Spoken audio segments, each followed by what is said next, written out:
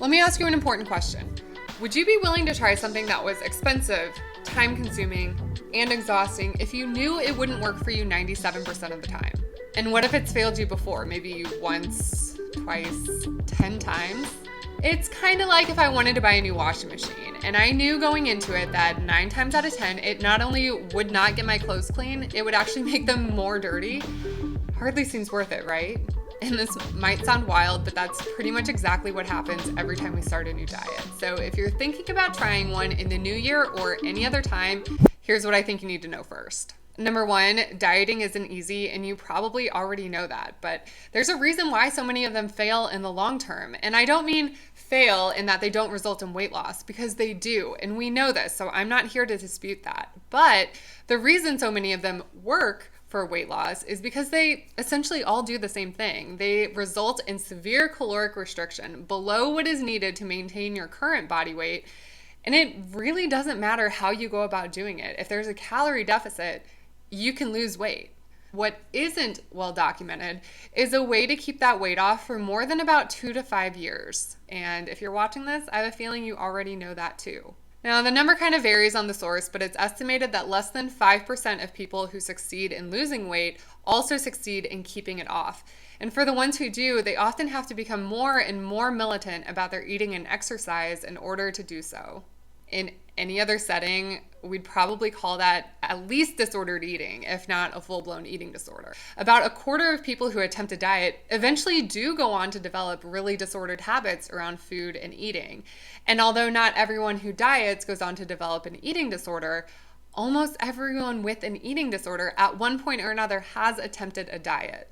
So all of these diets that seem easy or doable at first, or seem easy or doable for other people, can really trap us in this comparison of thinking it's always going to be that way. We get lured by these before and after pictures, and really those are more like before and during, because most of the time people aren't sharing what really happens in the after once that diet stops. Before you ever start a diet, it is so important to figure out what's most important to you. If you figure out those values, and if health is one of them, it can really help you determine what to prioritize and if you even have the bandwidth or resources to do that right now. So at this point, I suggest getting out a piece of paper or opening an app in your phone and writing a few responses to these journaling prompts. So think about it. Which diets have you tried in the past, and what did you find easy or challenging about them? Were you happy with the results, and did it last?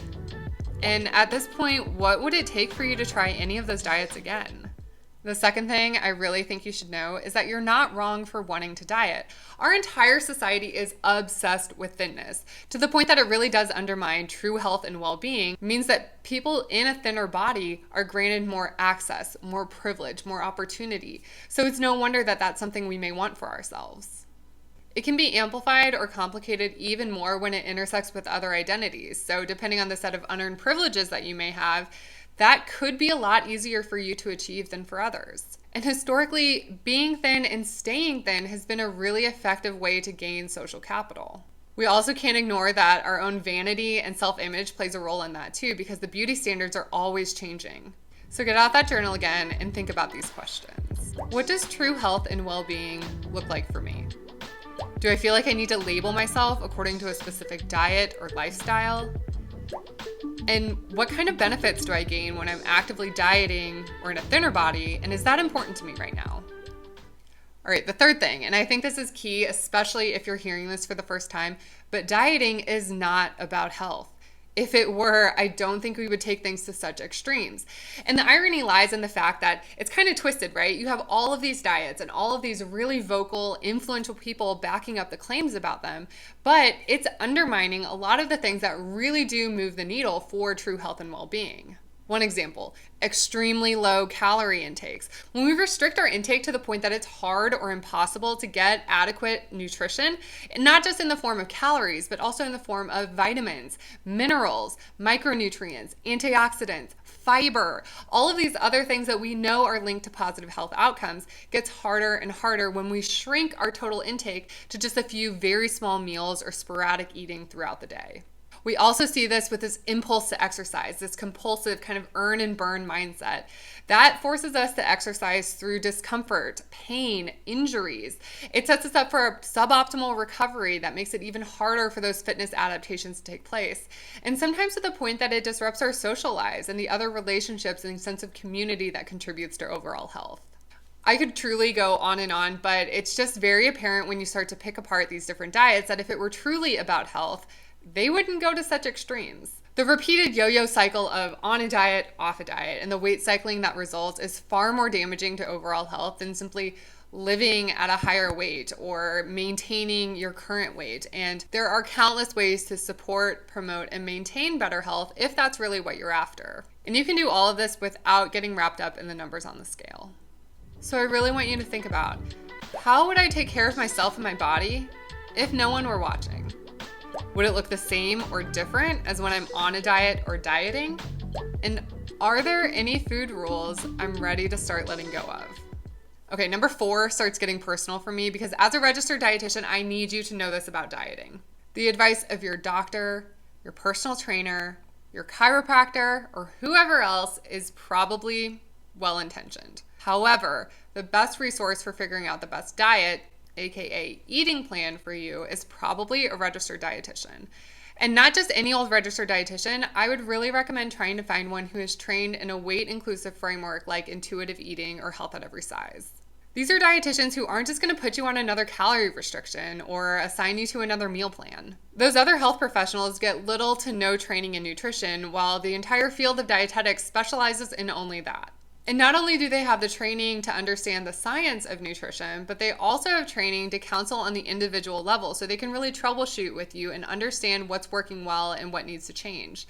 Best of all, they're going to follow your lead. I'm more of the coach in this situation. You're the MVP, and we can surround ourselves with as many teammates as we need to make sure that ultimately you are successful with what your health goals look like. Now, the same thing goes for your friends, your family members, your coworker down the hall, or whatever other random person you run into who starts gushing about their diet. And I get it. I really do. There is so much misinformation out there, especially around nutrition. But we've got to start to weed through all of this stuff we're hearing and decide, is that something that's going to help me, or can I leave that behind? And this is especially true for wellness influencers and other gurus or self-proclaimed experts online. You really have to do some fact checking, and it sucks because it takes extra time. You're not always sure who to believe or who to listen to, but that fact checking and digging when anything sounds a little too good to be true is so important. So back to that journaling. Where have I been learning about nutrition or wellness? What is their background or training, and has their advice or approach been helpful for me? Why or why not? And finally, this is the last thing on my list of what I think you need to know before you start another diet. The decision about whether or not to start another one is ultimately your choice. That body autonomy is key. It's your body. At the end of the day, you're running the show, and it is your choice about whether or not to pursue weight loss through dieting. But I do think another piece that often gets forgotten is informed consent. As a non-diet dietitian, it is not my job to convince you not to diet. That's not what I'm here for, and that's not what this video is about. But it is my job to share information, and not only information, but evidence-based information and facts and things that you can actually look into and find out for yourself. Not to push my bias or sell a program or get you on my version of a meal plan because it worked for me. Sometimes we just need a chance to slow down a little bit. Just hit pause, reset, check in with ourselves and ask, what do I want to get out of this? Maybe there's another, alternative that we haven't thought about, or maybe we just need to do a little bit more information gathering before we make a final decision. And that is how you arrive at something with a little bit more clarity to figure out what your next moves are. So if you're unclear on what your next moves are, just know it is normal and natural to feel that way. It can be really overwhelming to start letting go of those food rules or breaking out of that rigidity that diets have always provided for you. But regardless of what you do when you stop dieting, chances are you'll probably hear some pushback. It might range from a little side eye at the restaurant when someone sees what you order, some kind of snarky comment from a friend, all the way down to things that are downright rude and inappropriate. And you'll have to build up some confidence and resilience to combat that.